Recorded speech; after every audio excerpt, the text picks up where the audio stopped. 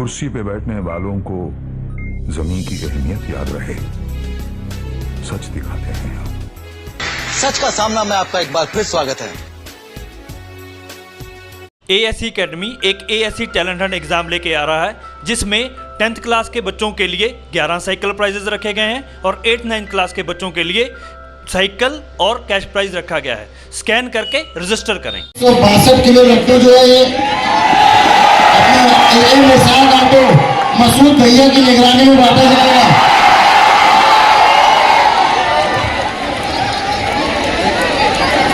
फरमा मुअज़्ज़ज़ीन शहर, मेरे बुजुर्गों, दोस्तों, साथियों और घरों में बैठी मेरी बाइज्जत बावकार माओ और बहनों,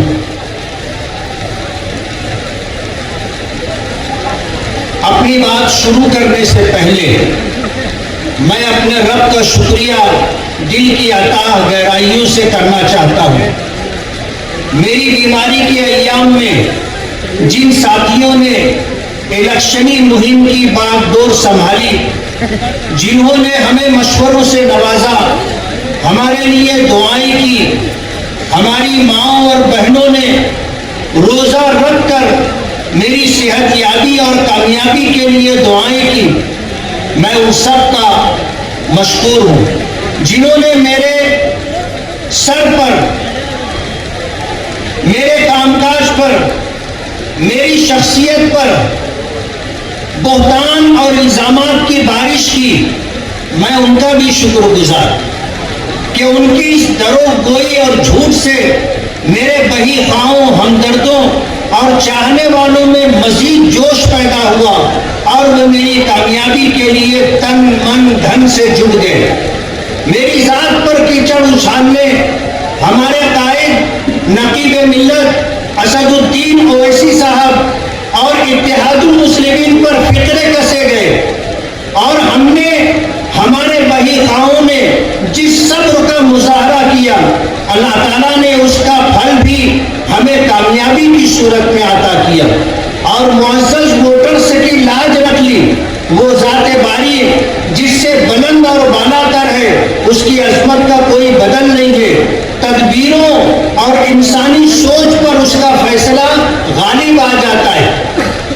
वो झूठ, दरोगोई, धोखाधड़ी करने वालों, इल्जाम और बोहतान लगाने वालों और उस ज़ाते बारी को भूलकर गुरूर और तकब्बुर की बात करने वालों को पल भर में खाक में मिला देता है और उसका फैसला ही आखिरी फैसला होता है। यही हमारा ईमान और यही हमारा अकीदा है। जालिम हुक्मरानों और जालिम शख्सियत, नाफरमान और मगरूर कौमों का हश्र हमारे सामने है।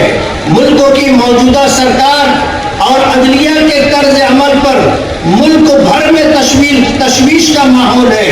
ऐसे में आपने मुझे कामयाब करके ऐवाने बाला में मुस्लिम मसाइल पर बबांगे दुहल आवाज उठाने वाले नकीब मिल्लत असदुद्दीन ओवैसी साहब को हौसला दिया है। उनके रुफका ने शहर मानेगांव आकर मेरे लिए वोट तलब की और साथ ही मकामी जिम्मेदारान ने सर धड़ की बाजी लगाई। मैं उनका शुक्रिया कैसे अदा करूं, अल्फाज नहीं है। मैं सबका नाम नहीं ले पाया क्योंकि अगर कोई नाम छूट गया है तो मुझे अफसोस होगा और जिनका नाम छूट गया उन्हें भी दुख होगा। मैं सबका एक बार फिर शुक्रिया अदा करते हुए वादा करता हूँ कि हर पर वक्त पेश आने वाले मसाइल और मुताल्लिकीन को लेकर मसले के इजाले के लिए कोशिश करूंगा। हमारे कायद मरकज में वक्फ तरमीमी एक्ट हो और मसाजिद के हसास मसले हो, आवाज उठा रहे हैं, उन्हें हम ताकत पहुंचाएंगे और शहर के मरकज से जुड़े मसाइल पर भी हम उन्हें आगाह करते रहेंगे इंशाअल्लाह। मैं अपने तमाम हमदर्दों, बही ख्वाहों और खुसूसन नौजवानों और अपनी माओ और बहनों से कहता हूँ कि अभी शिकस्त खाने वाले आपको तंग करके, छेड़खानी करके माहौल खराब करने की कोशिश करेंगे। आप लोग सब्र तहम्मुल का मुजाहरा करें, किसी से डरने की कोई जरूरत नहीं। हम हैं ना, हमारे ہمارے ساتھ اللہ کی مدد ہے. ہم ایک ایسی ٹیم تیار کرنے کا منصوبہ بنا رہے ہیں جس میں شہر کے ہر حصے سے ایسے افراد کو شامل کیا جائے گا جو آپ پر آنے والی افتاد کا سدبھاگ کرنے کے لیے ہمہ وقت حاضر رہیں گے. آخر میں پھر رب کائنات کا شکریہ اور آپ سب کا شکریہ ادا کرتے ہوئے یہ کہنا چاہوں گا کہ شہر میں کچھ لوگ اپنے تھوڑے سے مفاد کے لیے مسلمانوں کو برادری کے نام پر بانٹ کر کے رکھ دیا. میں برادری والوں سے پوچھنا چاہوں گا کہ انہوں نے آج تک آپ کو کیا دیا ہے؟ ہم مسلمان ہیں اور ایمان کی نسبت سب سے بڑی نسبت ہے اور ایک ایمان والا دوسرے ایمان والے کے لیے بھائی ہوتا ہے. اگر مشرق میں کسی ایمان والے کو کانٹا چبھے تو مغرب میں رہنے والے ایمان والے کو اس کی تکلیف محسوس ہونا چاہیے. آج تھوڑے سے مفاد کے لیے ایک الیکشن میں کامیابی کے لیے پورے شہر کو برادری کے نام پر تقسیم کر دیا گیا. کیا ملا؟ آج لوگ ایک دوسرے سے نفرت کر رہے ہیں اور ایک دوسرے کو حقارت کی نگاہوں سے دیکھ رہے ہیں. یہ بہت دکھ کی بات ہے. ہم مسلمان ہیں. نبی کریم صلی اللہ علیہ وسلم نے جب مکہ مکرمہ فتح کیا تھا تو اس موقع پر آپ نے فرمایا تھا کہ کسی عربی کو کسی اجمی پر اور کسی گورے کو کسی کالے پر کوئی فضیلت نہیں ہے. اگر اللہ کے نزدیک کسی کا مقام ہے تو وہ تقوی کی بنیاد پر ہے. جو جتنا زیادہ اللہ سے ڈر کر کے زندگی گزارے گا وہ اتنا زیادہ اللہ کے نزدیک پسندیدہ ہوگا. فتح مکہ کا موقع تھا.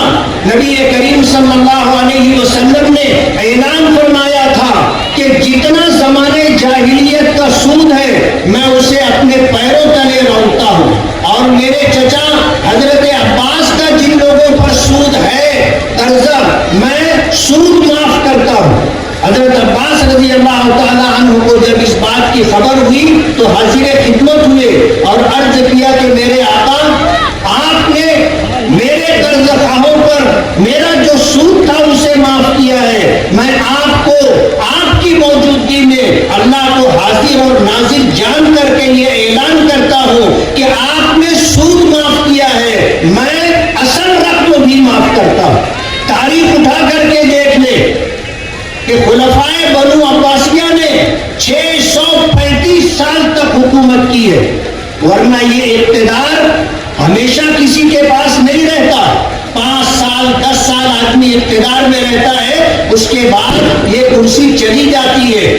لیکن کوئی نیکی ایسی ہوتی ہے اور اللہ کے نزدیک کوئی مقبول عمل ایسا ہوتا ہے جس کی بنیاد پر اللہ خدمت کا موقع دیتا ہے. پتہ نہیں اللہ کو ہماری کیا عادہ پسند آئی. ہم گنہگار ہیں نافرمان ہیں لیکن اللہ نے ہمیں نوازا اور اللہ کی نوازشات کے ساتھ آج پھر ہم آپ کے درمیان ہیں.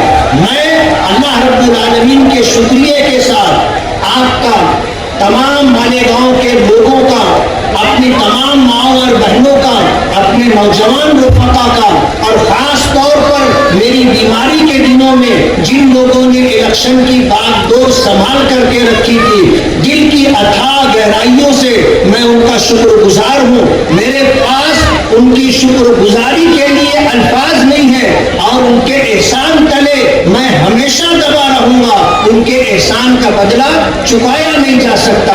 میرا پروردگار اس کا صلہ دے گا اور مجھے امید ہے کہ انشاءاللہ ہمارے یہ رفقا شہر کی تعمیر و ترقی کے لیے اور شہری مسائل کو حل کرنے کے لیے اور قوم و ملت پر آنے والے مسئلوں کو دور کرنے کے لیے اور حل کرنے کے لیے میرے ساتھ رہ کر کے کوشش کرتے رہیں گے. کہتے ہیں کہ نیت اچھی ہو تو منزل آسان ہو جاتی ہے. انشاءاللہ ہم نیک نیتی ایمانداری اور دیانتداری کے ساتھ اپنی ذمہ داریوں کو پوری کرنے کی کوشش کریں گے. اللہ تعالی ہمارا حامی اور مددگار ہو. وآخر دعوانا ان الحمد للہ رب العالمین.